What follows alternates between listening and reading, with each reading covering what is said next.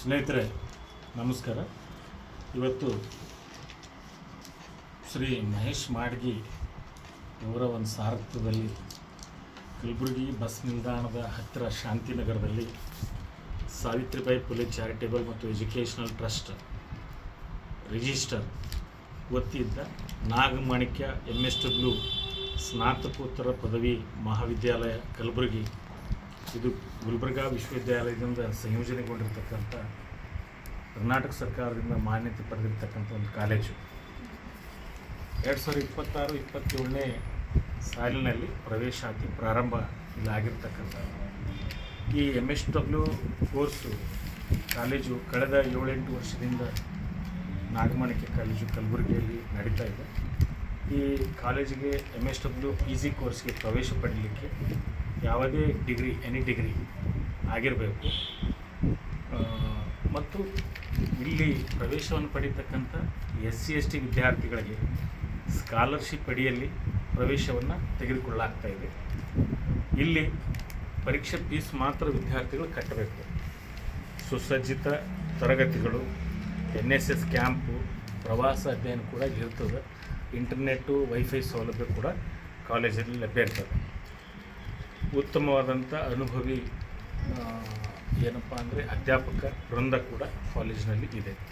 ಅದೇ ರೀತಿ OBC, minority, ಸಾಮಾನ್ಯ ವರ್ಗದ ವಿದ್ಯಾರ್ಥಿಗಳಿಗಾಗಿ ಏನಪ್ಪ ಅಂದರೆ ಯೂನಿವರ್ಸಿಟಿ ಫೀಸ್ ಏನಿದೆ ಅಷ್ಟನ್ನು ಮಾತ್ರ ತೆಗೆದುಕೊಂಡು ಅವರಿಗೆ ಪ್ರವೇಶವನ್ನು ನೀಡಲಾಗ್ತಾ ಇದೆ.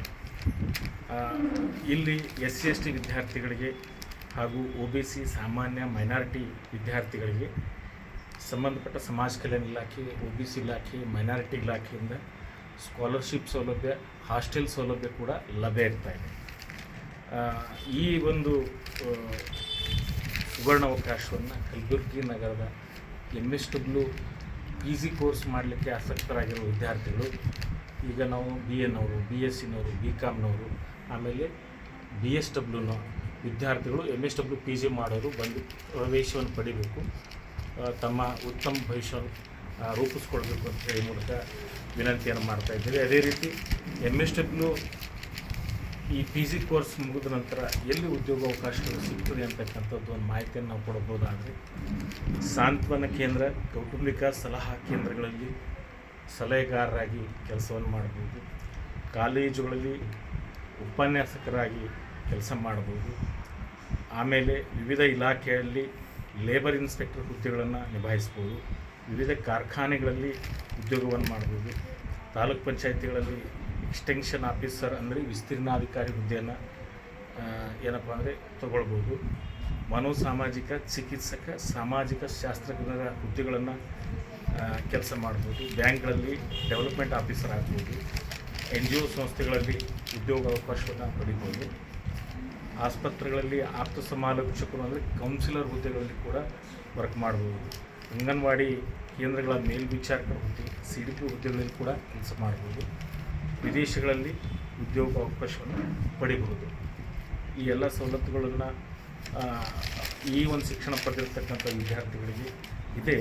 ಆದ ಕಾರಣ ತಾವುಗಳೆಲ್ಲ ನಾಗಮಾಣಿಕ್ಯ MSW ಸ್ನಾತಕೋತ್ತರ ಪದವಿ ಮಹಾವಿದ್ಯಾಲಯ ಕಲಬುರಗಿಯಲ್ಲಿ ಬಸ್ ಸ್ಟ್ಯಾಂಡ್ ಹತ್ತಿರ ಕಪಿಲ್ ಲಾಡ್ಜ್ ಹಿಂದುಗಡೆ ಬಂದು ಪ್ರವೇಶವನ್ನು ಪಡೆಯಬೇಕು ಅಂತ ಹೇಳಿ ಈ ಮೂಲಕ ತಮ್ಮಲ್ಲಿ ವಿನಂತಿಯನ್ನು ಮಾಡ್ತಾರೆ. ನಾಗಮಾಣಿಕ್ಯ MSW ಸ್ನಾತಕೋತ್ತರ ಪದವಿ ಮಹಾವಿದ್ಯಾಲಯದ ಬಗ್ಗೆ ನಾನೊಬ್ಬ ಕಾಲೇಜಿನ ಹಿತೈಷಿಯಾಗಿ ಹೇಳೋದಾದರೆ, ಇಲ್ಲಿರ್ತಕ್ಕಂಥ ವಿದ್ಯಾರ್ಥಿಗಳು ಈಗ ಬೇರೆಲ್ಲ ನಾವು ಕೋರ್ಸ್ಗಳನ್ನು PG ಕೋರ್ಸು, UG ಕೋರ್ಸ್ಗಳನ್ನು ನೀಡಿದರೆ ಅಲ್ಲಿರ್ತಕ್ಕಂಥ ವಿದ್ಯಾರ್ಥಿಗಳು ಪಠ್ಯಕ್ಕೆ ಒಂದು ಓದಿ ಜ್ಞಾನಾರ್ಜನೆ ಮಾಡ್ತಕ್ಕಂಥದ್ದು ನಾವು ನೋಡ್ತಾ ಇದ್ದೀವಿ.